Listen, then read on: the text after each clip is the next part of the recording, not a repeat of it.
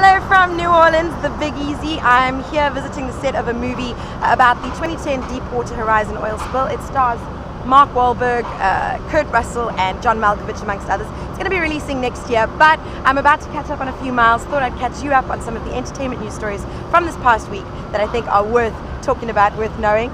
So let's go.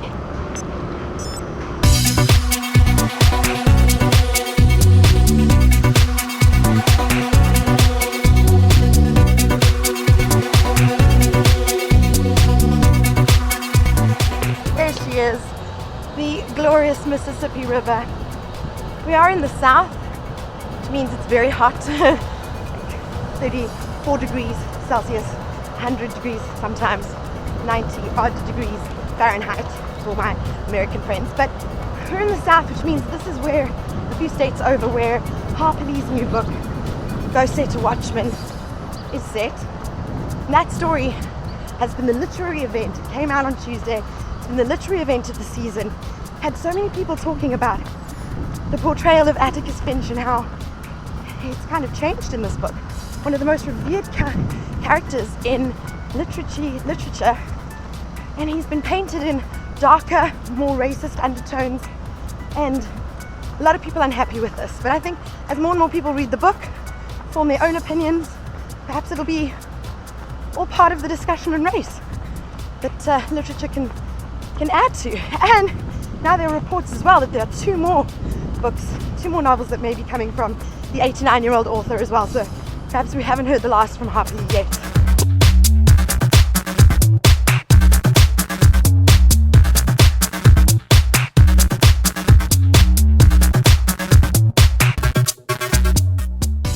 Jackson Square, very tourist, very well-known part in New Orleans.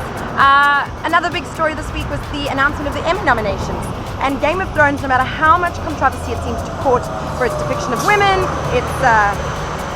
its treatment of rape, it still picked up 24 nominations, making it the highest one at this year's, going into this year's ceremony in September.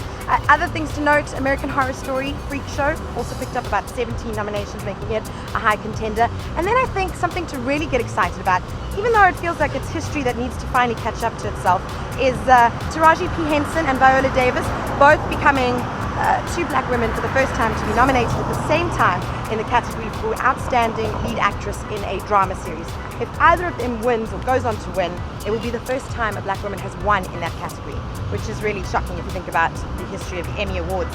But they're both fantastic in their films, in their series, How to Get Away with Murder and Empire, which of course was fantastic, giving us Cookie. So that will be happening in September, so let's keep going.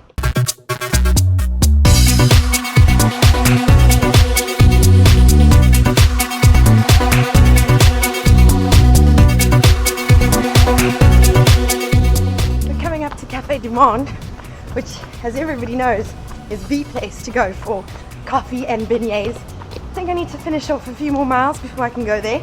But the last story this week that everyone's been talking about, and I think is worth talking about, is Curtis Jackson, aka 50 Cent, filing for voluntary bankruptcy. And this comes a few months after he was on the Forbes list as one of the richest performers, richest entertainers in the world, $155 million, and yet he is restructuring his finances. But of course this comes after a case where he had to pay damages to a woman who he injured by putting this sex tape up on the internet. So he is making to be held accountable for this, and we'll see what's going to happen with that. But I'm interested because he's in the movie Southpaw with Jake Gyllenhaal, and that's going to be releasing next week. So how does it influence the kinds of films that he's going to take on now, the music that he's going to make, the business ventures he goes into?